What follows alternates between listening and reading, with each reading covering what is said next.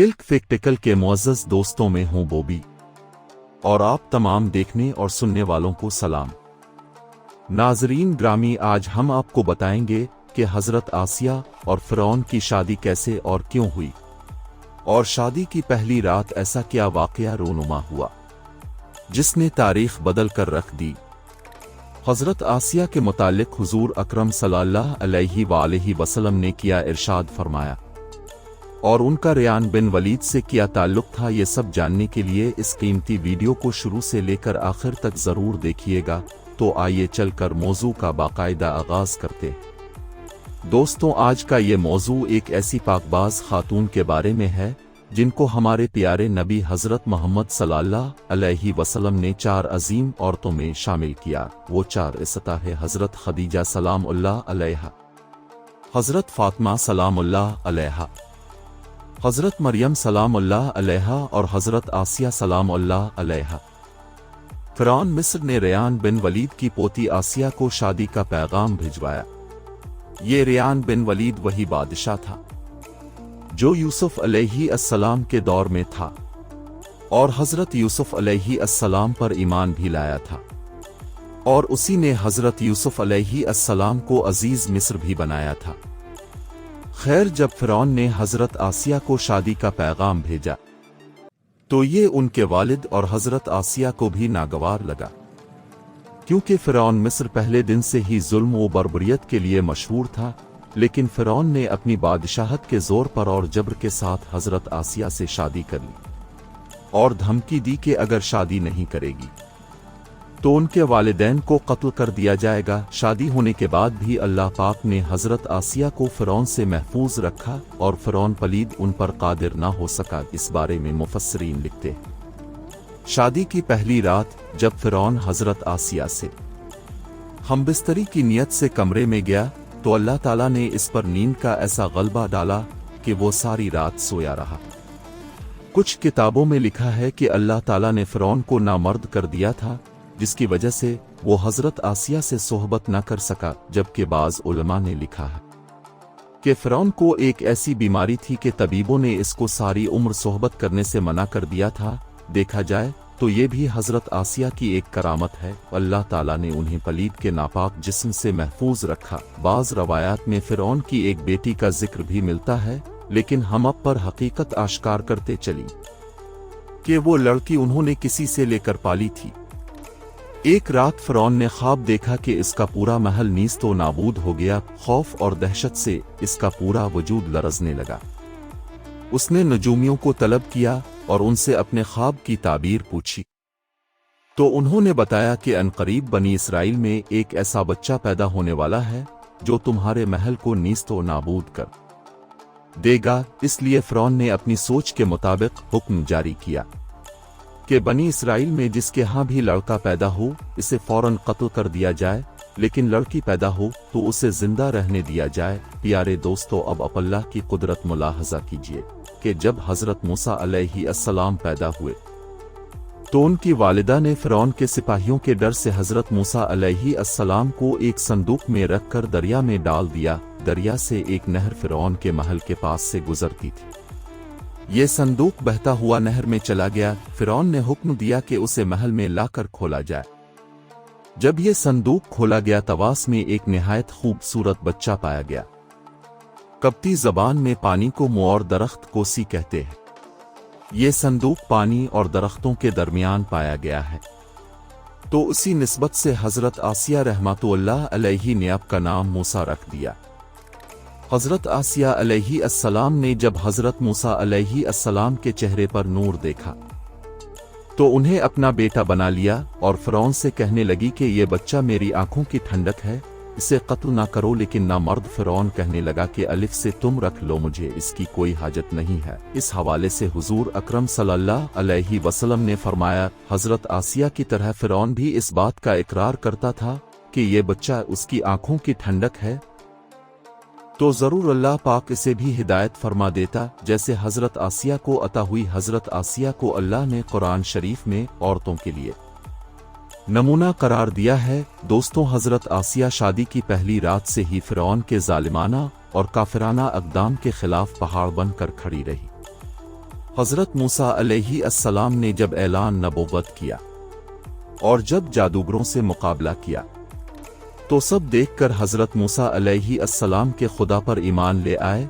ईमान लाने के बाद काफी दिनों तक इस बात को फिरौन से छुपाए रखा, मगर जब फिरौन ने खुदाई का दावा किया और लोगों से खुद को सजदा करवाने लगा तो फिर हज़रत आसिया ने खुलकर मुखालफत शुरू कर दी।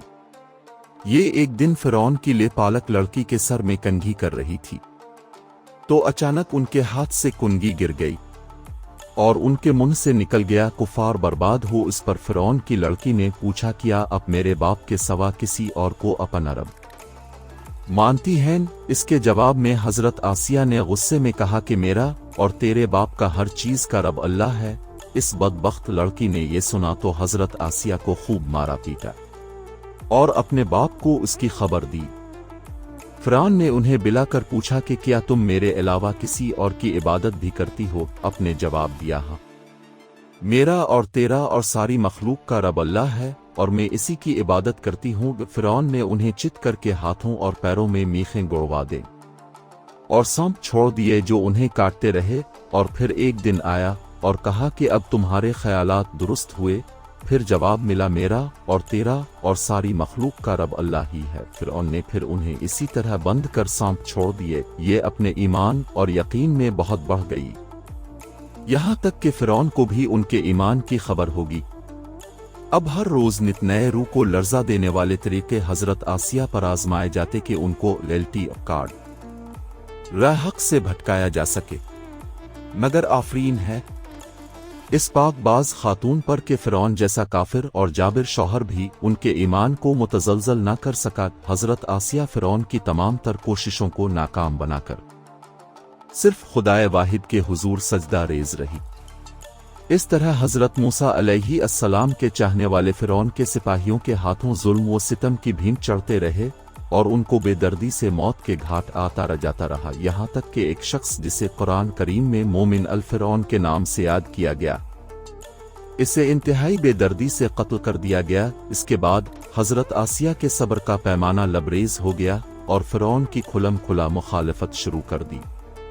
ये देखकर फिरौन के जुल्म से भड़क उठा और अपनी ज़ौजा आसिया को बहुत ही दर्दनाक अजियतें पहुंचाएं। नाजरीन मोहतरम, कुरान पाक में हज़रत आसिया की दुआ के बारे में इरशाद किया गया। इसने दुआ की कि ए मेरे रब, मेरे लिए अपने पास जन्नत में मकान बना और मुझे फिरौन और उसके अमल से बचा और मुझे जालिम लोगों से खलासी दे। हज़रत कतादा रज़ी अल्लाह ताला अन्हु फरमाते कि रोए ज़मीन के तमाम तर लोगों में सबसे ज़्यादा सरकश फिरौन था और उसके कुफर में भी इसकी बीवी को कुछ नुकसान न पहुंचाया, इसलिए कि वो अपने ज़बरदस्त ईमान पर पूरी तरह से कायम थी। जान लो कि अल्लाह ताला आदिल और हाकिम है, वो एक गुनाह पर दूसरे को नहीं पकड़ता। हज़रत सलमान रहमतु अल्लाह अलैहि फरमाते हैं कि फिरौन इस नेक बख्त बीवी को तरह तरह से सताता था और सख्त गर्मी में उन्हें धूप में खड़ा कर देता था, लेकिन परवरदिगार अपने फरिश्तों के परों का साया उन पर किए रखता और उन्हें गर्मी की तकलीफ से बचा लेता, बल्कि उनके जन्नती मकान भी उनको दिखा देता, जिससे उनके रूह की ताजगी और ईमान की जियादती हो जाती। हज़रत आसिया फिरौन और हज़रत मूसा के बारे में दरियाफ्त करती रहती थी कि कौन गालिब रहा, और यही सुनती थी हज़रत मूसा अलैहि अस्सलाम गालिब रहे। बस यही उनके ईमान का बाइस बना और ये पुकार उठी कि मैं मूसा और हारून के रब पर ईमान लाएं।